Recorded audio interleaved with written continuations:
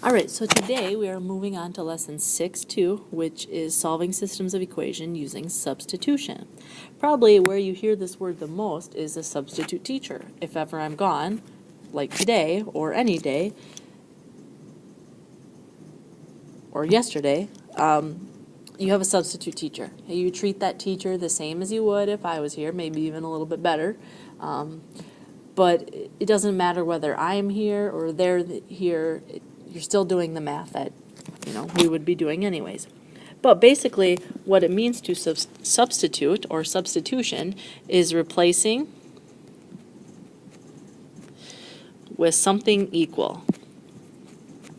Okay, you can't replace something that's not equal because then you can't actually substitute it.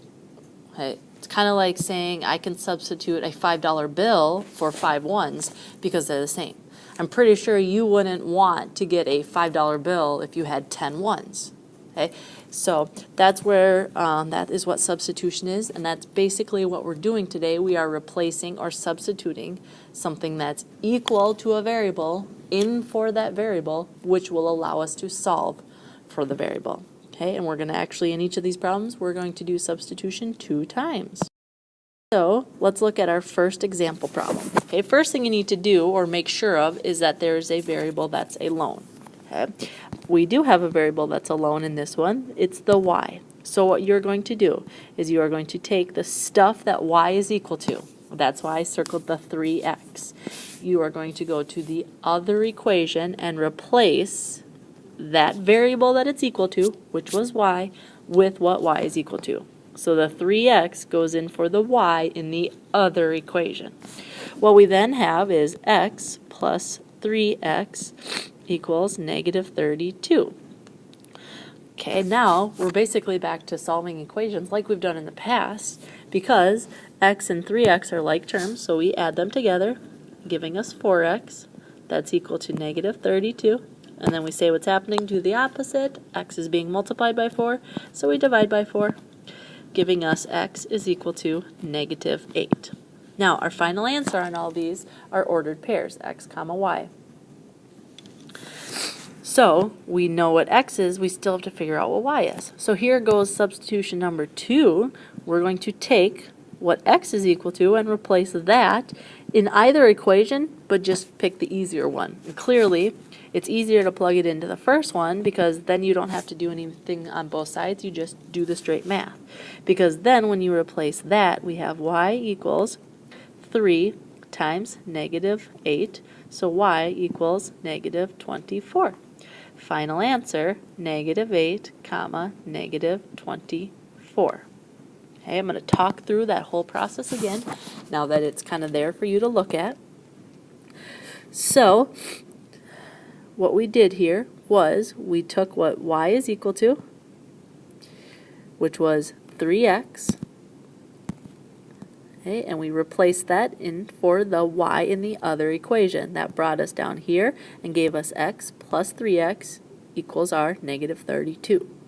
Then we did the math. We combined our like terms, giving us 4x equals negative 32. Solve for x, divided both sides by 4, giving us x equals negative 8. We needed to know what y is, so we took the negative 8 that we got and we replaced it for x in our original problem. That gave us y equals 3 times negative 8, which is negative 24. Final answer, negative 8, negative 24. Okay, you can check these as well. You are not required to, I don't believe, but it's really good practice to do so. So if I plug it into both equations, that gives us, instead of writing y, I'd write negative 24 equals 3 times negative 8. And negative 24 does equal negative 24, so that one works. For the other one, we would have negative 8 plus negative 24 equals negative 32. They are same sign, so we add and take the sign, and negative 32 does equal negative 32. So both of them work, so I know that that is my final answer. Let's look at another. Okay, now in this one there happens to be 2 variables that are all alone, so you get to pick which one you want to work with. I'm just going to work with the top one. Okay, and I think it's really good practice for you to actually circle and draw arrows.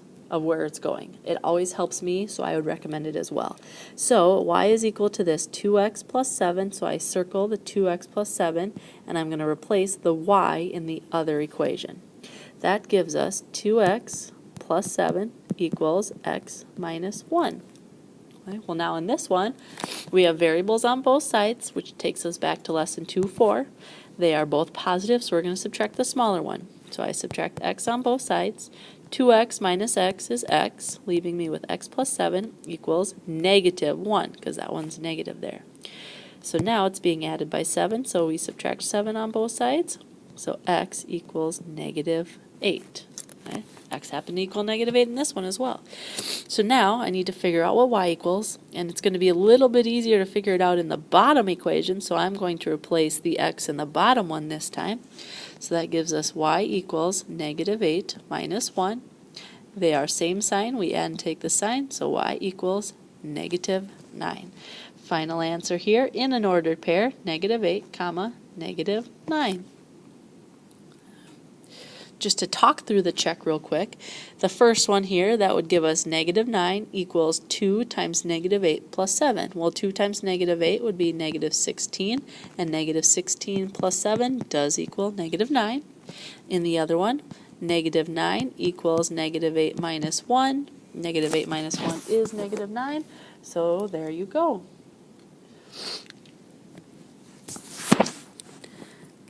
So that shows us that we do have the correct equation there. Okay, just going to talk through it again, just now that you're seeing it. Okay, so we took what y is equal to, this 2x plus 7, we replaced the y in the other equation, giving us 2x plus 7 equals x minus 1. We had variables on both sides, so we had to work with those. We subtracted x on both sides because that's the smaller variable, left us with x plus 7 equals negative 1, subtracted our 7, giving us x equals negative 8, took our negative 8, replaced the x in the bottom equation, giving us y equals negative 8 minus 1, and in the end y equals negative 9. Alright, let's look here. Okay. Now this one's only slightly different. Okay, but do pay attention because you do have to treat it a little bit different. So in this one, the bottom one, y is alone, so we're going to take the stuff y is equal to, and we're going to replace the y in the other equation. Now what's different about this one is you might notice that there's a 5 in front of the y. Okay, so there's something more we have to do with that. But the actual replacing part isn't any different, but when we do replace it, so we have negative 2x plus our 5, and then we have to put all of what y is equal to in a parentheses. So 3x minus 4, and that's equal to the 19.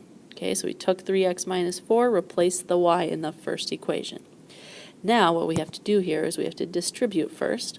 So negative 2x plus 15x minus 20 equals our 19. We have like terms that we can combine. Negative 2x plus 15x is 13x. So we're at 13x minus 20 equals 19.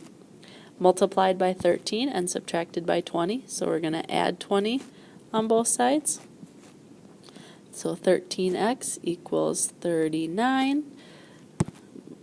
X is being multiplied by 13, so we divide by 13. So x equals 3.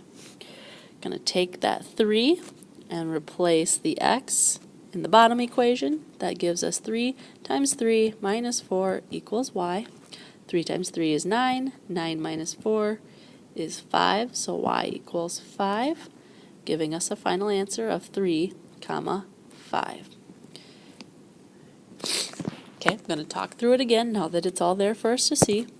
Okay, so y equals this 3x minus 4, so we took that and we replaced the y in the other equation. Because there is a number attached to the y, I had to put my 3x minus 4 in a parentheses down below. But when I replaced it, I got my negative 2x plus 5 times what y equals, which is 3x minus 4, and that equaled 19. To get rid of the parentheses, I distributed, which brought me down here to the negative 2x, which was still there, and then 15x minus 20. And that equaled the 19. Okay, after that, 13x minus I got 13x because negative 2x plus 15x could be combined. So 13x minus 20 equaled 19. So it's being multiplied by 13 and subtracted by 20. So add 20 to both sides. 13x equals 39. Divide both sides by 13. So x equaled 3. I replaced the x in that bottom equation with my 3, which brought me over here to 3 times 3, which is 9, and 9 minus 4, which is 5. So final answer 3, 5. Remember, your final answer has to be an ordered pair. Okay, so this is substitution. Once a variable is alone, you take the stuff it's equal to. I recommend circling it and drawing arrows because you replace that variable in the other equation, and then you're just doing the math to figure it out from there. Take your time, be open to understanding it. Yes, it's a little more challenging. Yes, it's something you've never done before, but it is 100% possible. You can watch this video as many times as you need to in order for you to make sense of it, but also ask questions when you have that opportunity as well.